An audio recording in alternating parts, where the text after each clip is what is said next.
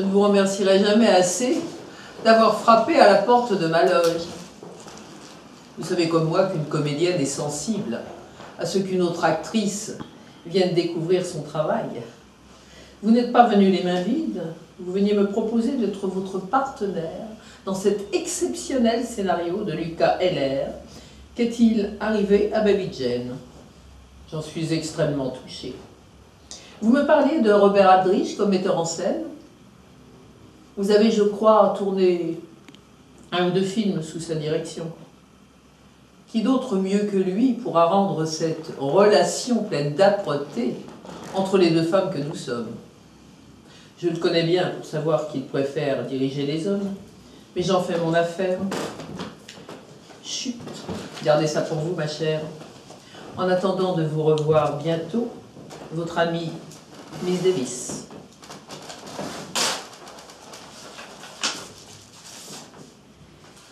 Chère Miss Davis, je suis ravie de vous avoir conquise. Je mets habituellement mon pouvoir de séduction au service de ma carrière. Les hommes sont si bêtes.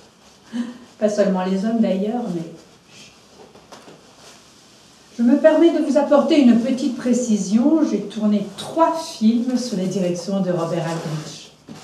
Bob est actuellement en Italie où il finit un tournage. Dès son retour, nous nous verrons tous les 3. J'organiserai la rencontre dans ma villa au bord de la mer. Votre meilleure amie, Miss Joan Crawford. Chère Miss Crawford, un petit mot pour vous dire que le petit Aldrich, en revenant d'Italie, a fait un saut à New York pour me voir au théâtre. Il a adoré. Il pense vous confier le rôle de Blanche et de la même façon à moi celui de Jane. Je suis sûre que vous vous rangerez à la vie de Robert. À très bientôt, Miss Bette Davis. Chère Bette, votre lettre m'a comblée. Je comprends qu'il vous ait confié le rôle de Jane. Vous êtes la seule à pouvoir incarner ce personnage, car comment le qualifier autrement que par les adjectifs cruels, monstrueuse? Je vous admire de mettre votre talent et votre personnalité sans retenue ni pudeur au service de cette œuvre. Et c'est un grand honneur pour moi d'interpréter Blanche. Il faudra que je me vieillisse et m'enlaidisse. L'art demande des sacrifices. Mais chaque soir, en me démaquillant, je retrouverai mon visage et mon charme dont j'use abondamment. Votre chère et dévouée Joan. Aldrich, je suis chanceuse d'interpréter le rôle-titre. J'avais peur que vous me le confiiez à cette bécasse de John.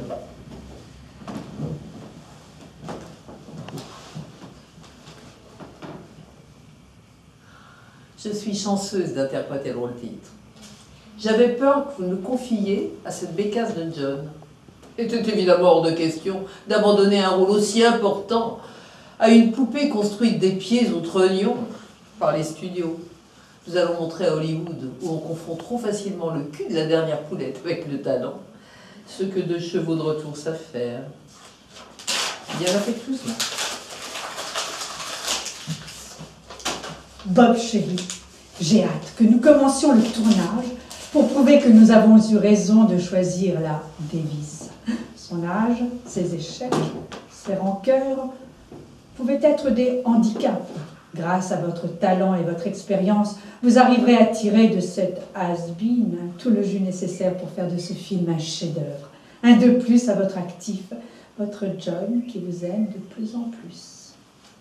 Aldrich, je turbine comme une pute le scénario de Baby Jane.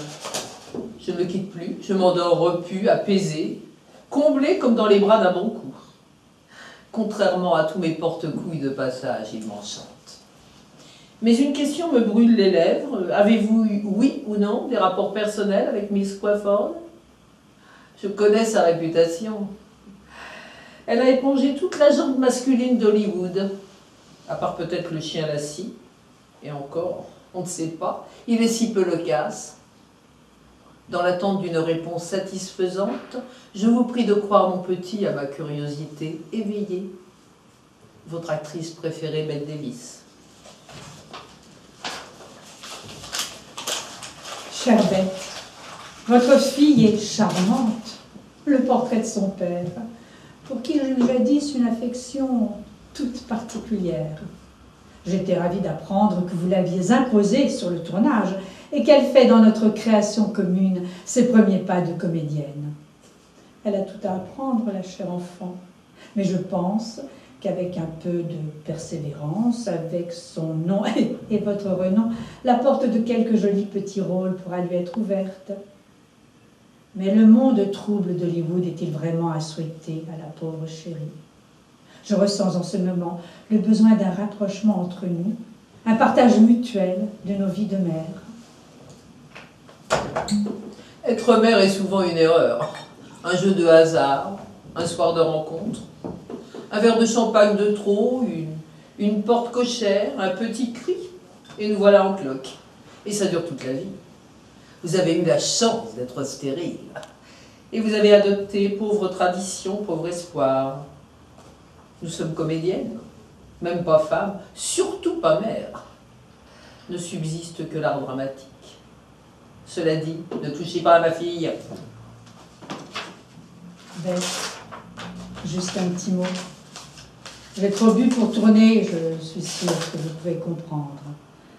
Soyez gentils, inventez un subterfuge pour la matinée. Ok, je suis solidaire.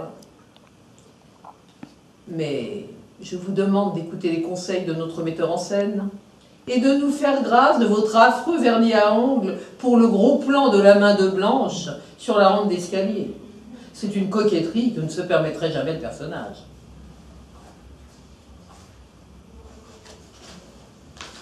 Bob, je suis indignée, tout bonnement indignée. Mais nous ne sommes plus en 1920. Le jeu a quelque peu évolué depuis le muet, n'est-ce pas? Qu'est-ce que c'est que cette furie qui joue tout au premier degré? Mais cette femme est folle. Les coups que son personnage donne à sa sœur sont de vrais coups que je reçois. Les bleus qui couvrent mon corps sont la preuve de son délire. Et vous avez l'air de cautionner. Si vous n'avez pas répondu à cette missive avant ce soir, je vous envoie mon propre médecin et mon sale avocat, furieusement vôtre, Miss John Crawford.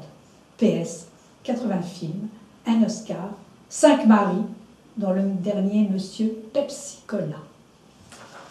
Aldrich, hier cette pute a laissé les poches de son costume pour être plus lourde.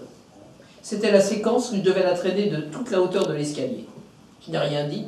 Sur le coup, je ne veux pas que notre inimitié passe les portes de ce studio. Les ragots vont vite. Mais j'exige la présence de notre producteur Jacques Warner, ici, tout de suite, maintenant, ou je ne travaillerai pas ce matin. Il s'agirait de savoir une bonne fois pour toutes si son studio a l'intention de s'investir sur Baby Jane. Dans ce cas, il pourrait peut-être en priorité nous fournir le chauffage. Je ne supporte plus de tourner dans ce congélateur.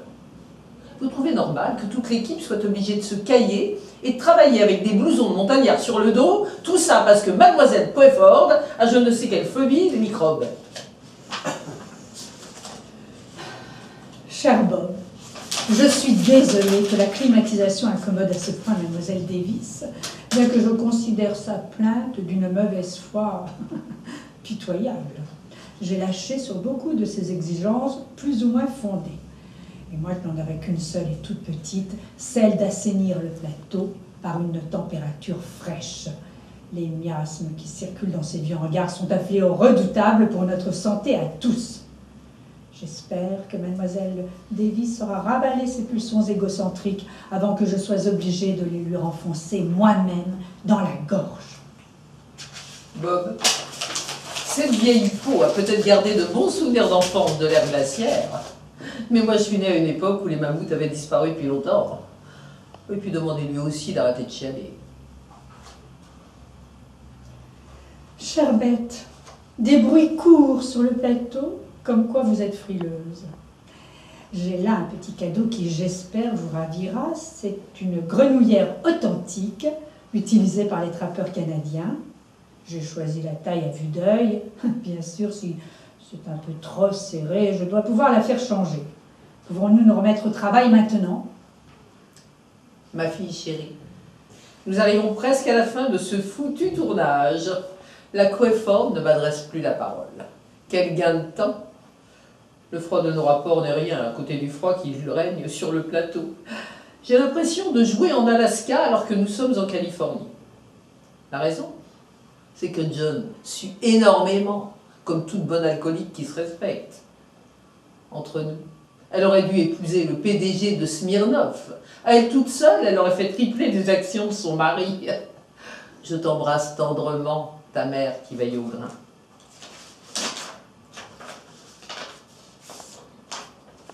Beth, j'ai vu notre film. Il est magnifique. Et je me félicite d'être venue vous chercher. Votre interprétation est exceptionnelle. Vous ne vous ménagez pas. Quel risque vous prenez? Comment se passe l'après? N'êtes-vous pas une machine à oubli pour mieux vous fondre dans la nature du personnage? N'est-ce pas votre manque de personnalité qui fait votre talent? Aldrich, vous m'apprenez que les feux de l'enfer ont emporté John Crawford. Dieu a repris la créature qu'Hollywood avait créée. Nous sommes orphelins. L'avons-nous aimé comme nous aurions dû? Vous, oui, certainement. Qu'est-ce qu'un film? Une péripétie? Du temps passé gagné contre l'ennui? La morosité? Après, les critiques? Des histoires? Quelquefois, une légende? Puis vient l'oubli. Vous reverrai-je, votre Jane forever.